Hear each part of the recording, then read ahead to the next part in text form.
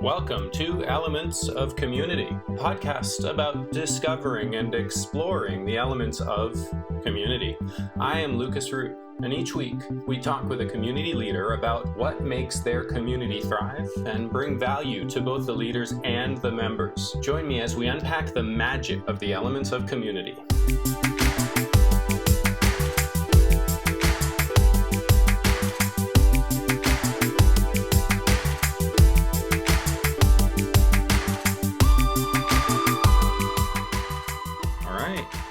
We are live. I'm really excited to bring this conversation. Anastasia came to me a couple of weeks ago with a really cool idea where she suggested that we talk about teams as community and take a look at the difference and talk about the difference in sort of a live conversation, which is very exciting. Anastasia, would you introduce yourself? Yes, of course. Well, first of all, thank you so much for having me. I'm really excited about the work you do, and being part of it is just really exuberating, right? I, by training, a mechanical engineer and bioengineer, but I've been kind of exposed to lots of different work, especially lately as my new venture is exploration of inspiring teams and what makes inspiring teams, and using basically simulated environments, what we call play, to extract behavioral metrics and learn about the teams, what makes them exceptional, what some of the challenges that they have, and provide that data along with adaptive learning. And so I've been studying teams and studying leadership for a while now, for close to 10 years, and when we met, and you mentioned about communities, one of the things that struck me right away was how similar the elements of the community are with what I believe is the elements of a successful, effective team. And so, I'm really interested to dive a little bit deeper and figure it out what are the similarities and what are some of the differences. Cool. So, in your language, what is it that makes a successful team? So a successful team definitely is driven by common values. So that's one of the key things, that there needs to be something that holds kind of like as a glue almost in a team. And they're driven by the same goals or dreams, but something that they're striving towards. We typically identify that there is a leader within a team, and that's something that I want to dive in with you as far as communities. And there's also an importance of communication and more importantly even psychological safety within team, because even if the communication may be struggling a little bit and there's not always smooth communication, could be conflicts and everything, the psychological safety allows the team to hash through some of those challenges and being able to overcome some of the disagreements or areas where the team doesn't really get each other. And then let's see, what else is there? There's while you get your juices flowing, let's take a look at this inside my framework. Okay. So values could be common heart, right? It could be, values could be the bidirectional enrollment of the team. It could be sort of the spoken or unspoken contract that people have with the team, right? So that could be the common heart, which is kind of cool. Yeah. I haven't focused on values. In fact, I have intentionally not focused on values as it pertains to community, because I think that values are more like the unspoken contract rather than a thing that people aspire to, except in corporate communities. Yes. And ironically, in corporate communities, we find that values are often a marketing tool more than they are a true team cohesion driver. That is so true, but that is definitely an area where we like to focus first, because the team needs to buy into those values. And if there's people who are not buying into it and really buying into it, as in they live by some of those values, And then if there's areas that there's disagreement, most likely that team will be challenged in really becoming an exceptional team. It doesn't mean that there isn't a range of different teams and they can still achieve great things. But I guess what I'm fascinated about is when, and it doesn't have to be in corporate environment, it could be sports, it could be many different places where a group of people reach a certain level of like almost cohesion and in some ways I guess even intelligence, that they become greater together than individuals, right? And with values, I do believe that at the core, whether they are on the company wall or not, if they are not shared among the team members, they will struggle, because they will constantly, even if the project might seem more concrete, right? Like, deadlines, timelines, budget, whatever it is, right? Like you're achieving something very concrete. Underneath it all, it's still human interaction. Hmm. And that human interaction, it's so important that you understand that we follow by similar rules. And I guess that's what values to me are, those underlying deeper rules that we live life with. And yeah, I believe that those are very important, but I do see the nuances, like you said, the common art and stuff like that. But to me, I think value is a bit more than just kind of sharing that vision.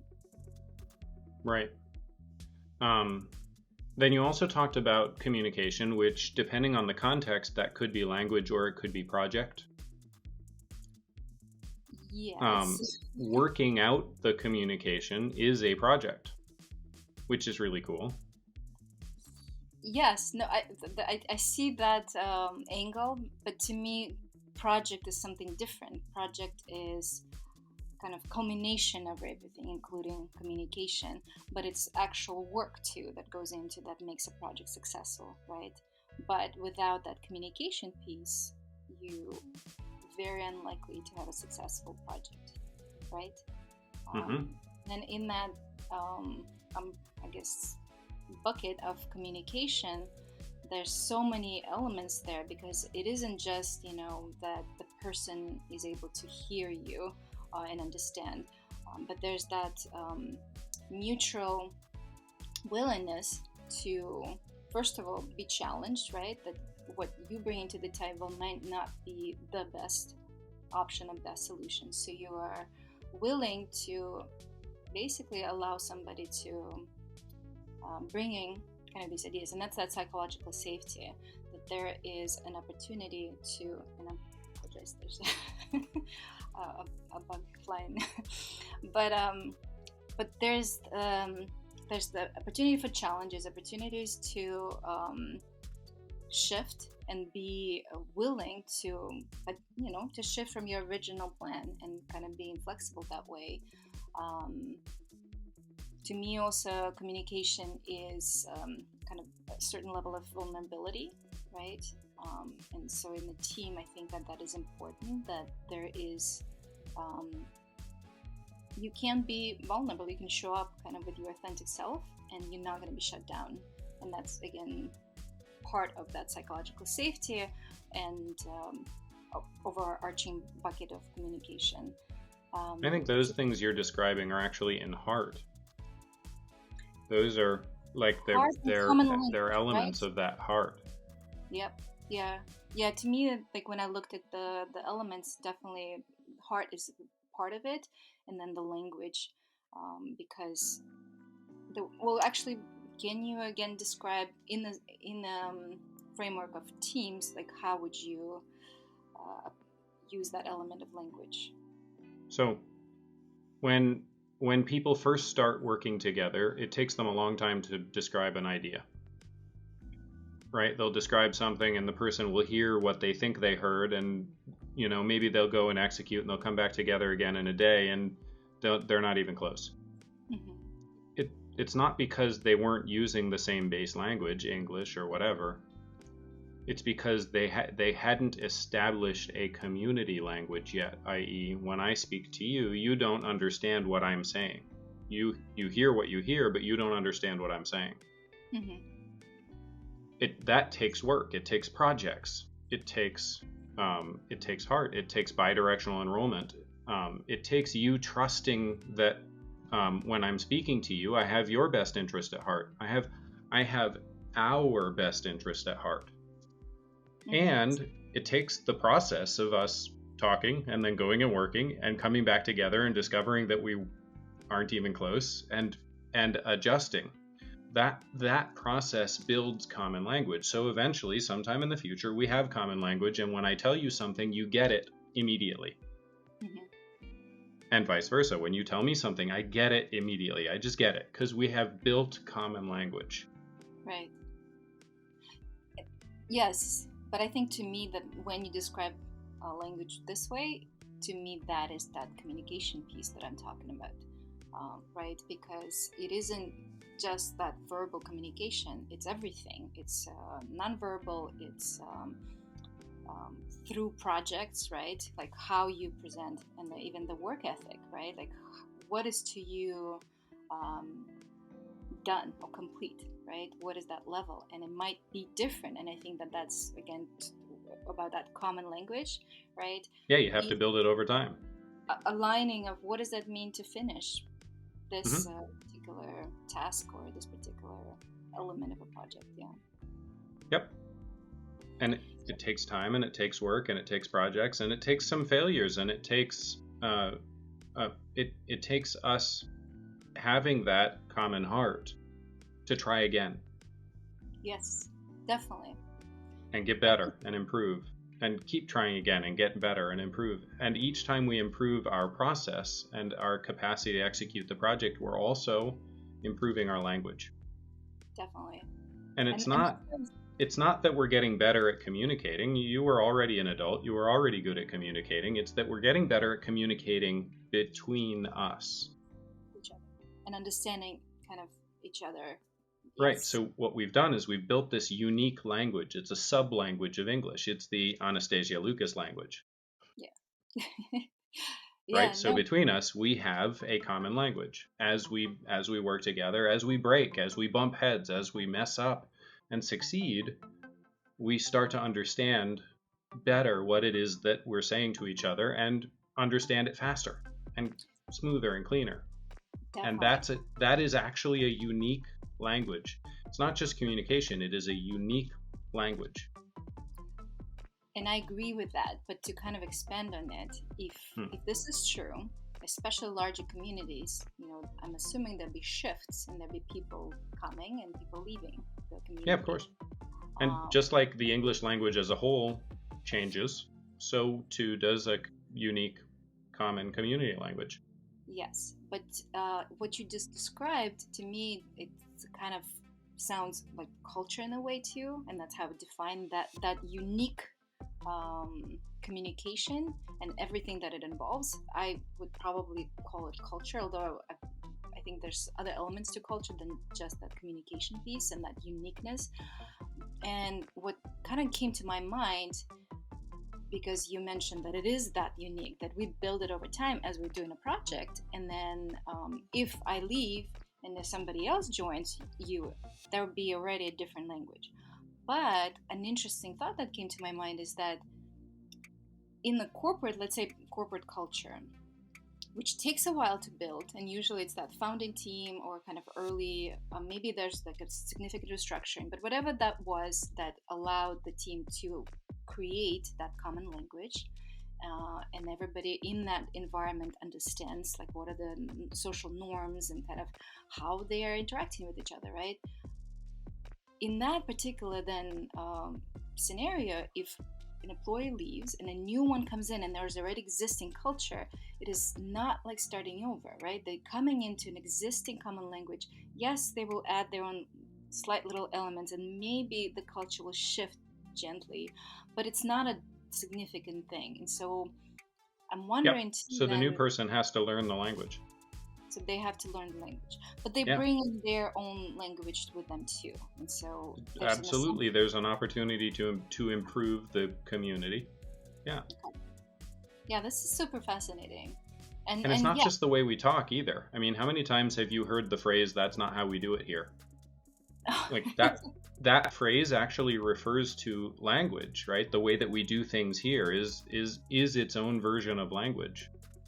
And that's a troublesome when those norms that formed that common language is actually not serving the team or community, right? Could be, yeah. And that's Then it actually has to one change. of the things that we kind of point out in our tools is that, hey, there's certain things, certain behaviors, certain norms that you have created together that actually are, making you less effective, basically, and making it more challenging for you.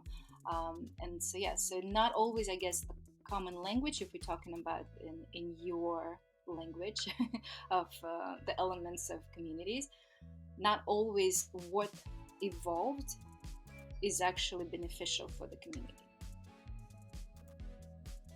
Yep. Or it was once beneficial and now it's an artifact. And now it hasn't, because it hasn't adapted to certain environmental changes or whatever it is, right? Yeah. Yeah, no, super interesting. I started saying that how synergistic it is, right? The elements of community and what I kind of define as an inspiring team. But I also wanted to focus a little bit on some of the nuances and potential differences. Or maybe during this conversation, we'll find that it's not different at all, but kind of some of those elements that seem to me... We're building common language. Yeah. But what is actually different? And one stood out to me, there's just several, but one that I want to start with is just the size, right? Because the way I define typically a team is always a smaller unit. An effective team has to be around 10 people, because the more it is, and it's almost naturally starts to first of all break into sub groups, sub teams, whatever you want to call it. And then usually if it's a combination of many teams, I call it more of like an organizational culture or something like that. But it constitutes kind of these smaller teams. Whereas community, whenever I heard that word, I always thought of larger communities. I know that they can be smaller, but to me, just even when I hear word community, I always imagine, minimum, 20, 30 people, maybe 100 people or more, right? You can have very large communities. And so I guess I want to explore this idea of, in the community, especially if it's a larger community and they have a common kind of purpose and goals, right, and project, does it then naturally happen that they break into smaller teams in the community? And probably. I mean, we're a community of two right now. we have a common language, we have a purpose. Our common language is not well refined, but it is being refined as we talk right now, right? So for the last 20 minutes we have refined our common language, and we're now 20 minutes better at communicating than we were at the beginning. Our purpose is to we do. The project is this episode. All right. That's fair. Our purpose is to make you look awesome. No, truly. I mean, unless I'm not doing my job, right? Our purpose is to make you look like a star here in front of our audience while we're talking about the difference between community and team, because it's a cool-ass topic. Right? So we have a common language, we have a common purpose, we have a common project. We have common value. The value is the output of the project, right? The value is this episode. We get to take that value, we're going to use it differently, but it is common value. And we have common heart. You trust that me as a host, I'm going to do the best that I can to make sure that you look like an awesome expert in your field, and the people who are listening walk away saying, yeah, that was really cool, and she's a smart woman. So then I'm curious, because I'm sure there's lots of people who will challenge you on the fact that you and I are already creating a community. I know that it fits the elements well, and so then it's very easy if you define the elements yourself and then you say, oh, look at that, we kind of fit every single one of them.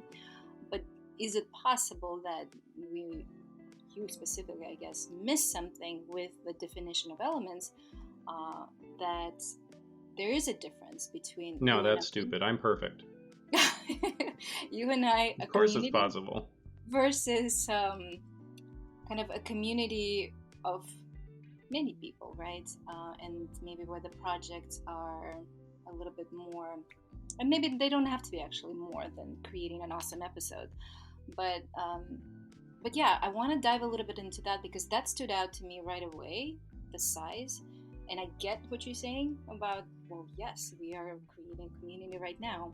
But to me, unless we, by doing what we're doing, we start attracting other people that want to share that purpose, they want to, participate in this project, then we build in that community. But just the two of us, I wouldn't yet call it a community based on just what I understand. And so I'm curious to explore that, and maybe you will prove me wrong, and I'll walk away from this episode thinking, yes, Lucas and I just created a community.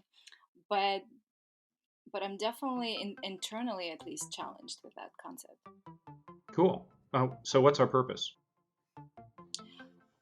Um, well, I guess to even walk away a little bit from the elements, because I know that you can easily prove that we fit every single element. I want to, I guess, maybe even try to step away a little bit from the elements of community and think about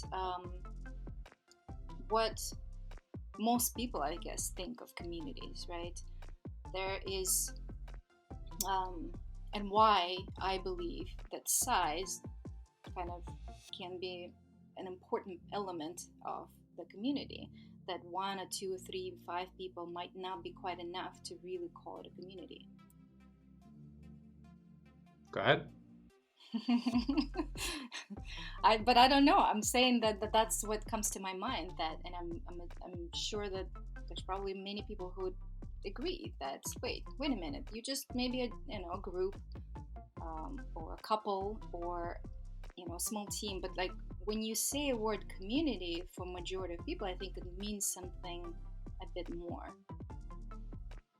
But I don't know what that is, and that's my challenge to you. That what if those five elements of community? What if it's missing something?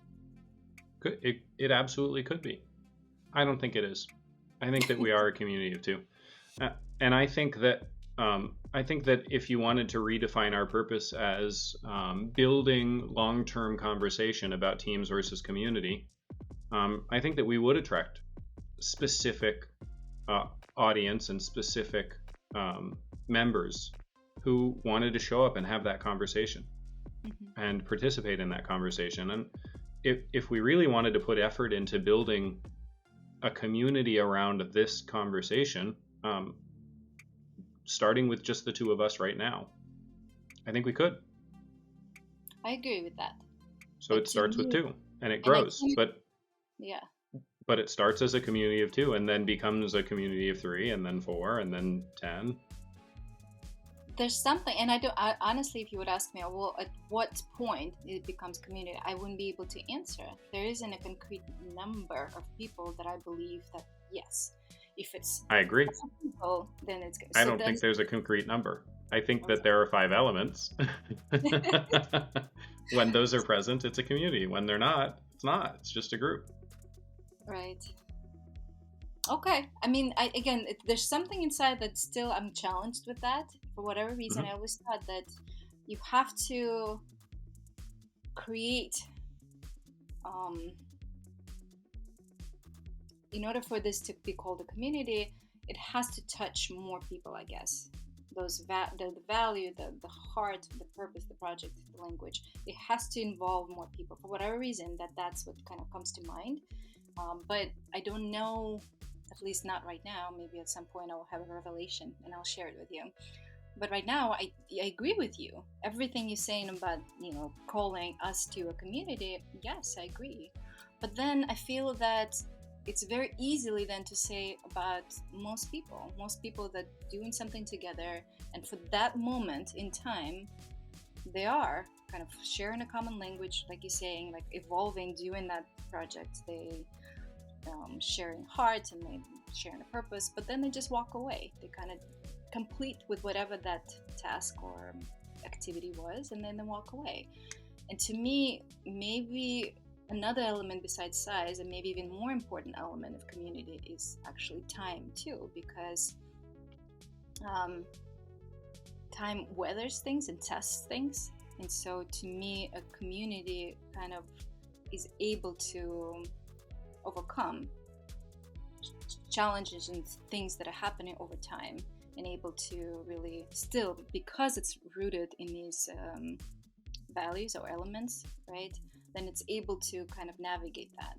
But then I relatively easily can see that we can do this exercise with pretty much any 2 people or 3 people, and it would still fit, because we humans are able to craftfully create, like, oh, this is our project right now, to eat a pizza and watch TV, right? And or whatever it is, and then we'll find a value in something that's I don't know, maybe watching sports. But to me, that's not a community. Or maybe it is, I don't know. Maybe you will tell me, yes, that's a community too.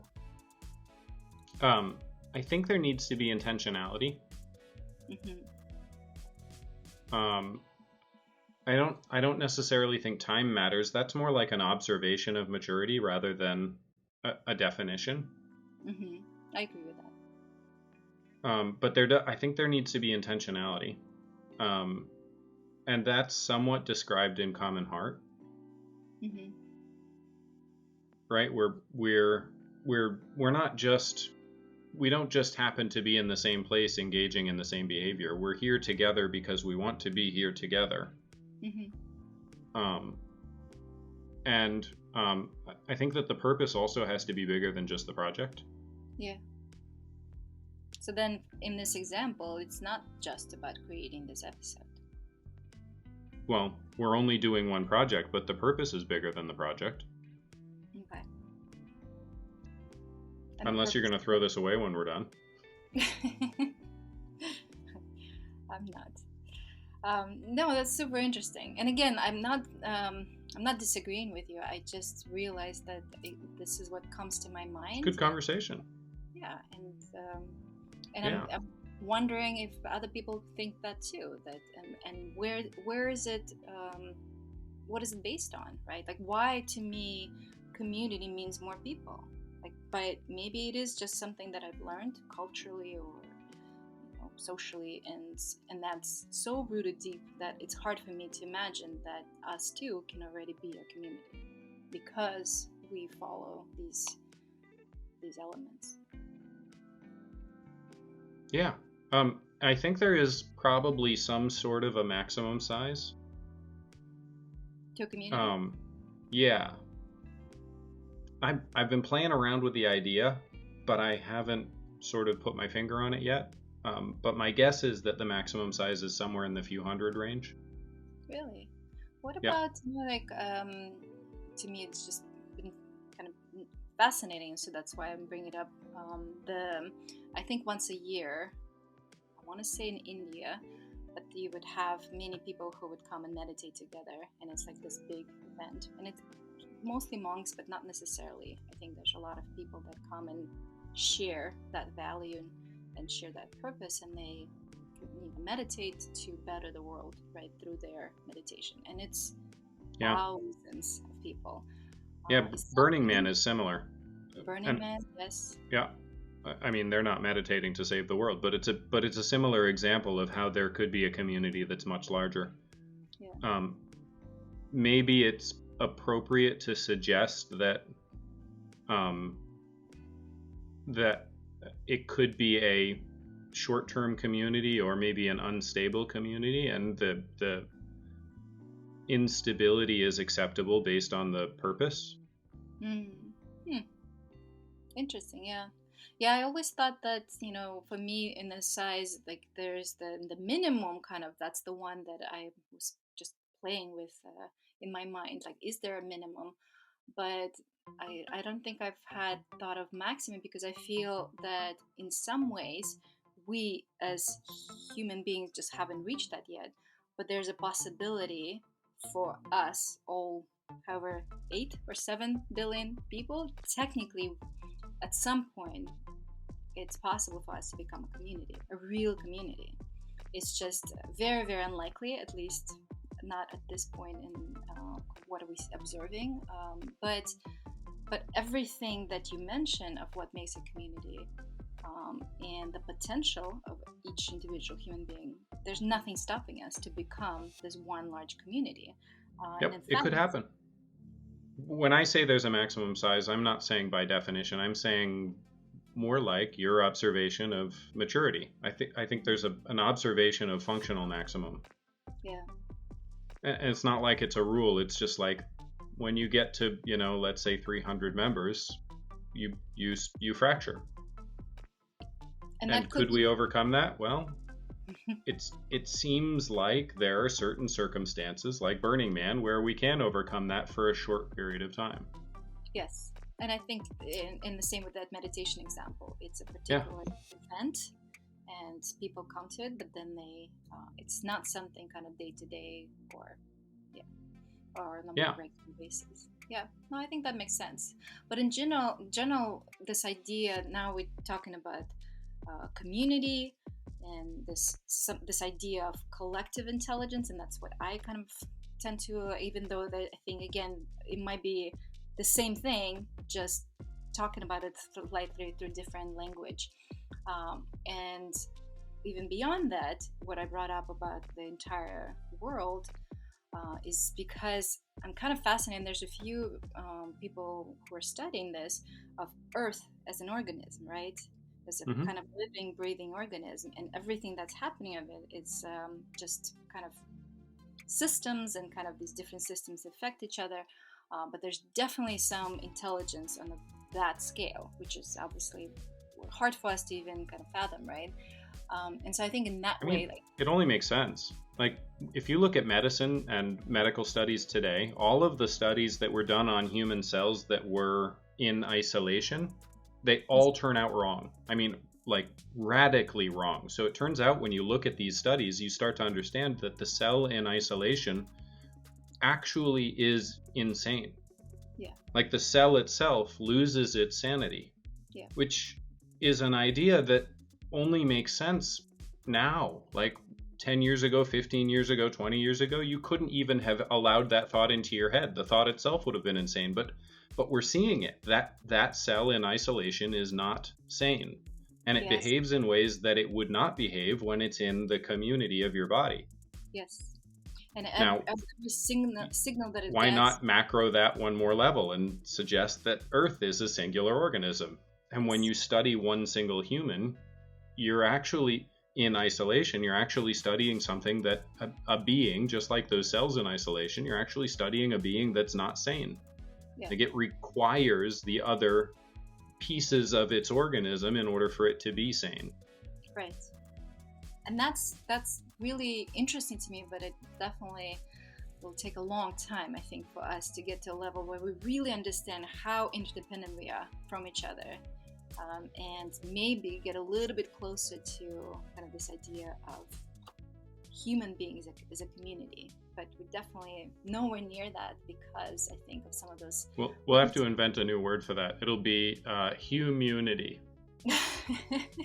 yeah, sometimes in those fiction movies they would have some kind of planet, and they would have these higher beings, and I think the idea is that they became, and it's not so much more intelligent. Sometimes we use that word intelligence as more cognitive intelligence, but I definitely believe that it is very much you know cognitive, sure, but social intelligence, and that community intelligence, that's where really we are still have lots of work to do. And based on our conversations, you and I, it looks like we might have even had a lot more developed sort of social communities, and we've lost in the last several thousand years. And or maybe more, you were gonna correct me maybe. how long ago we were maybe closer to more well-functioning communities. It seems that way, doesn't it? It does. Well, then we need to have conversations like this to bring it back. Yeah, no, for sure. And it would take, many of us, not as individuals, kind of like you said about the cell, but as communities, to start kind of lifting humanity and lifting kind of our capacity even to become just, yeah, more integrated with this with this organism Earth, right? Yeah. Yeah. Yeah, it's very fascinating. Hmm. Good. Um, yeah, no, very interesting. But another thing that I've thought about as potentially different, so kind of going back to the differences, because there's definitely a lot of similarities, was leadership, right? And I mentioned to you that I believe that for at least corporate teams, and that's really where my focus is right now, um, that you do need strong leadership in order for the team to kind of keep its course. And sometimes the leader doesn't even have to be necessarily like fully in the team. So a good example probably actually be sports. You have a coach, right, and then you have the team. In my mind, he is part of that team, although we frequently call the team and separately the coach or whoever else is kind of making this whole thing happen, right? Mm. But they're such an integral part of the team being successful because, in many ways, they help the team to define the purpose, to define what are the goals or project, I guess, in this case, and explore the heart idea because sometimes we join a team and we're struggling to really, sometimes it happens naturally, but a lot of times in corporate setting we are taught to kind of keep your distance, to be professional, right? That's the term we get, be professional. Well, a lot of times being professional means also like don't disclose personal information, be like, Yeah, it means be disconnected. be disconnected, right? Like you put on a Hmm. mask, you put on that Hmm. professional mask, you walk into the office, and you're not you, right? Yeah, For the duration of how many hours that you at work, and that to me it's you is in isolation, which is insane. yes. And so many teams, let's say again going back to corporate setting, so many teams kind of miss on that element that they lose so much of their capabilities as a kind of this entity as a group that and they just focus on their own individual things like right, I have to write this report in isolation, I have to write this code, I have to create whatever it is, right? And they all come together and it doesn't fit or it doesn't work together because they miss this opportunity to really get to know each other, connect how each person works, and leverage not even each other's talents and creativity, but like that new thing that comes almost born when people really allow that team, um, collective To team become a community. yes. Right. So yeah, so the leadership piece, I mean, of course you can always figure it out where to place it in the elements, but going back to the example of you and I right now creating a community, I at least I don't necessarily see that there's a leader here, maybe you do. I don't think there is. And so do you? We have accepted roles. Um, I mean, without taking the time to define them, I think we both probably pretty much agree on it, and that would be common language. So we have accepted roles in the way that we're playing together right now. Okay. But but there isn't a leader, and we could very well hit the stop button and then decide that we want to do another recording and hit the start button and have different roles and still be in pursuit of the same purpose. And our common language hasn't changed. It's still that unique Anastasia Lucas language. As long as it's in pursuit of the same purpose and we still have common heart, even if our roles change drastically, it's still the same community. So the nice thing about community is that it doesn't actually require defined roles. The roles change. They change in the project. They change depending on which community members show up. So do you then agree that that could be the difference between teams as we define them and communities? I think that it's possible that teams don't require a leader. I think that leadership can be defined in the moment. So in I that think that fluid, it's a person culture. takes on leadership, but then it's fluid, and then another person takes that leadership, and another person takes that leadership. Yeah, Yeah. No, I mean, in a really well-functioning community, I can see that happening. Um, in more real settings, I see that in order to organize the people, in order to inspire them to even kind of come to this opportunity to have a common language, somebody has to have a bit more of that leadership role. Maybe temporary, but they do. Yeah. Um, uh, it might not even be leadership. It might be the inspiration role. I mean, how many startups do you see where the person who pulled together the idea and initially inspired the team does not end up being the CEO? Yes, it happens actually a lot. It happens a lot, right? Usually Because it needs different types of skills, right, to be CEO. that's right. Um, that's an example of fluid leadership in service to the community. Hmm. And so then you argue corporation could be also a community then.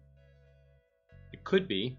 I think that the more rigid that corporations are with their hierarchies and the more dogmatic they are about following that hierarchy, the less like a community they actually are, right? Because in order to be an effective team, you do have to have fluid leadership. In order to be an effective community, you do have to have fluid leadership. And dogmatic hierarchy is not the same thing as fluid leadership.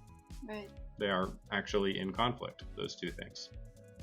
Do you see that our workplace um, cultures would be shifting drastically in the next 10, 20, 30 years, where we would see Well, more I and mean, more? some of them already have.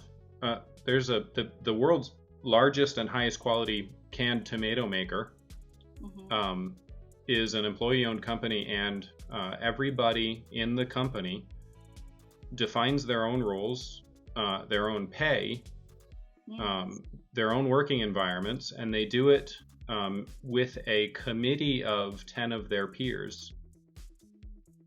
So they're a member of a small community inside the larger community of that tomato company. Hmm. And there's no hierarchy other than that committee of 10 of your peers, and everybody has a committee of 10 of your peers, but it's not the same committee for anybody. Mm. It's actually really extraordinary. Yeah, that'd be interesting to just even as a case study, right? If they have become successful using very, very different methods, I guess, then Hmm. something to learn about that. Especially if Yeah, they have, like the statistics right now are pretty dismal for corporations as far as, attrition and employee engagement, like all of this stuff. And so it would I'm be. pretty excited actually. I'm glad to see this. I'm curious, companies like that tomato company. What's the name of it, by the way? I'll dig it up and send it to you. It's not in my head right now. No worries. I So, I actually had a guest on Elements of Community several episodes ago who did do a case study on that company. oh, she did. Oh, all right. Yeah. So I can connect later and see what she found out. Oh, he or she. He. He. Okay. um, yeah, because that is fascinating. I'm sure there's other examples too, right? And I usually I think find. startups are a good example. I think that the let's call them the vision master of a startup, the person around whom the startup sort of coalesces at the beginning. I don't think anybody actually needs or is even well served by well-defined roles in a startup. That's true. And I think that if you watch the effectiveness curve of the team in a startup, it goes dramatically up as they're building common language. Hmm. And as soon as they've arrived at common language and they start to look for a definition of role, it Hmm. actually peaks and starts dropping again. Mm. And the definition of role, and that's cultural. That's US corporate culture, like Yes. the expectation that there is a definition of role. That's a cultural thing. It's not required by community, it's not required by the corporation, it's not required by the customer, right? The customer doesn't care. Nope. It's just cultural. Yeah. And so as they start looking for that dogmatic hierarchy just because they're used to it and it's comfortable. Hmm. They actually become less productive. That is super interesting because I wonder if the opposite is true too. That if a startup starts with very defined roles, so you have a team of 3, 4 people, and you have, let's say one of the founders who takes on, especially if they are CEO, for example, and they take on a bit more of that traditionally defined role. And so everybody, even in the setting, are more subordinate in a way, right? And there's less opportunities for that fluidity, less opportunities for other team members to kind of take on these different roles. They already set in their kind of defined roles. I wonder if that's what also potentially dooms a startup and they never make it. I would Because argue that's an increased failure factor. yeah, and that's very curious because I've had some unsuccessful experiences in entrepreneurship, and kind of looking back, I do see those elements that they were present. Hmm. Very, very much see that if you go element by element of where we really, really struggled from pretty much from the get-go, except maybe the first 6 months of the honeymoon period. Yeah. Then it just Yep. was very much really challenging in heart, in language, in purpose. I would say it was still defined, but I think how we would get to that purpose. So on the project level, I think that that's where the challenge was, because I think the purpose till the end was very much aligned. I Hmm. think very different understanding of how we want to get there and what it took as far as Yep. Now, hard um, someone steeped in American corporate culture would say that's a failure of leadership, and I agree. mm-hmm, But since everyone can and should be a leader, as a failure of leadership, that's actually everyone's failure, not just one person's failure. for sure. Yeah, and that's why it's so powerful what you just said, because if you if we teach also all the way from school, when the kids get first formed into groups, teams, right, and they have to do something, if we kind of early on provide maybe some of those, although I feel like kids probably don't even need that. They don't need defined um, language for, right? It's so They'll build organic, it. good. Give them freedom, they'll build it.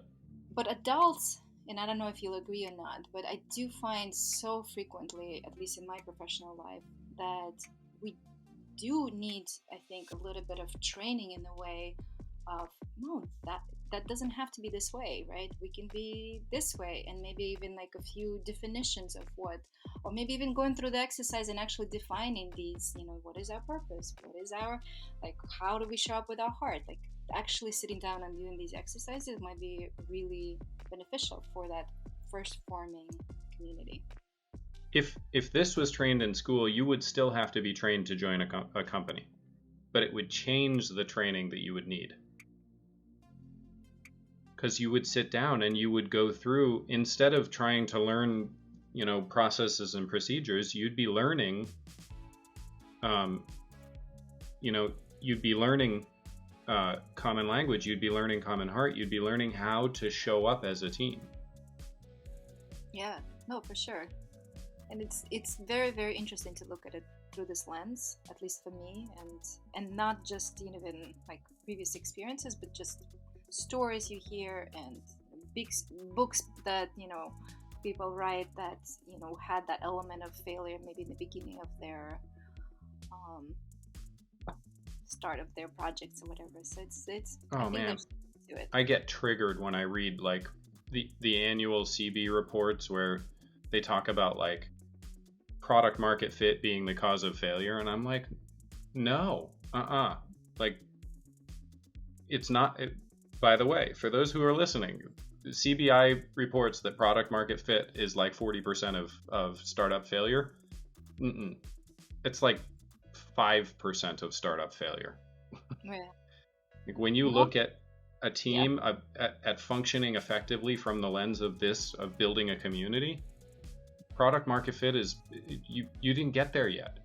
Yeah. You can't say that a startup failed because of product market fit, honestly, until it's had like 3-4 million or more in revenue. Mm-hmm. All the failure that happens before that much revenue, not funding, not money in the bank, revenue, all the failure that happens before that is not product market fit. No. It's Yeah. vision, it's team, it's strategy, it's Execution. Yes. leadership, it's fluid leadership, it's team dynamics.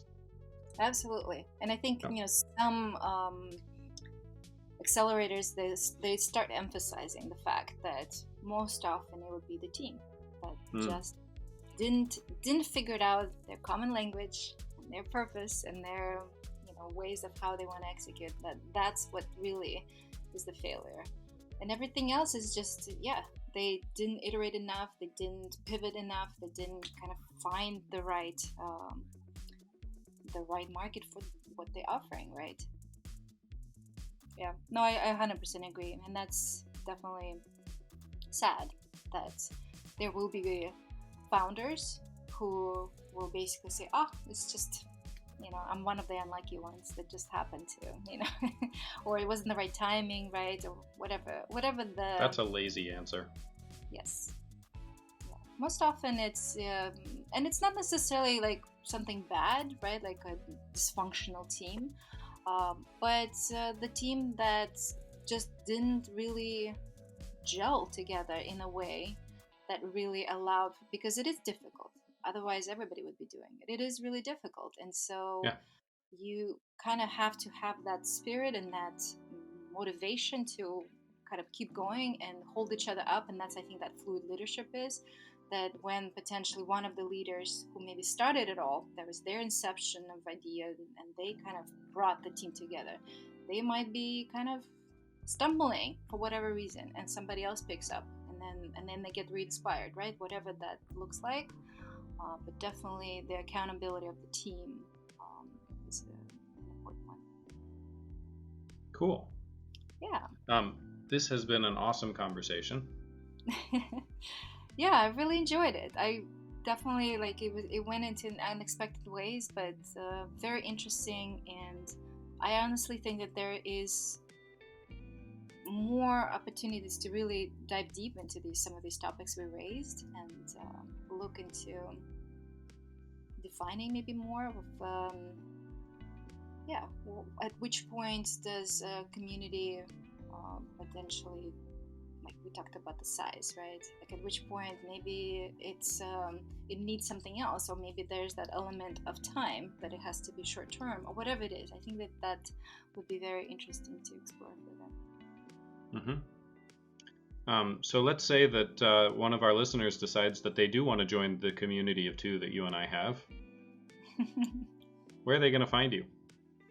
The easiest way is my email, so Anastasia at wiznuk.com. Wiznuk spelled WHIZNOOK.com.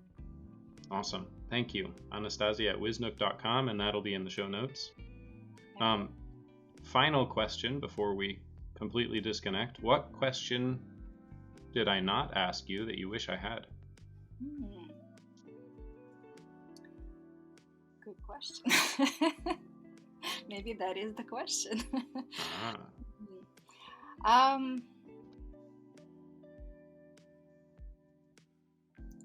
I think maybe since a lot of your effort has been in defining communities and hoping the bigger purpose is to actually create more communities, right? Including this community of Lucas Roots podcast, right? The community podcast, but even beyond that. And by defining the elements, I'm assuming that that's kind of part of that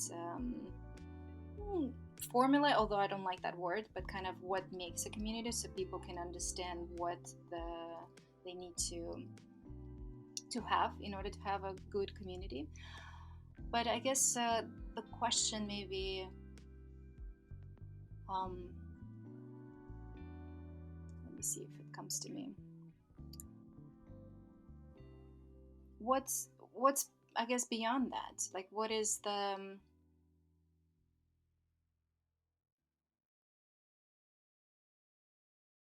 I guess, do you define community just by having these elements, and that's already great?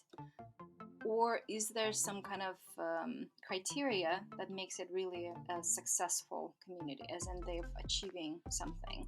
And do you see the difference between the two? And maybe that is not a question that you can ask me, but I couldn't think of anything, so so I'm pivoting and asking you: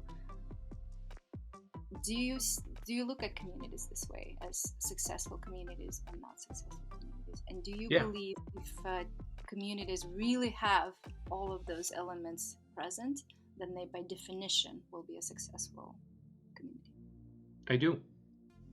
I do. So, we're so achievement focused that we've taken out of our sort of our lexicon, our larger cultural language, the idea that achievements could be something other than a widget. Absolutely.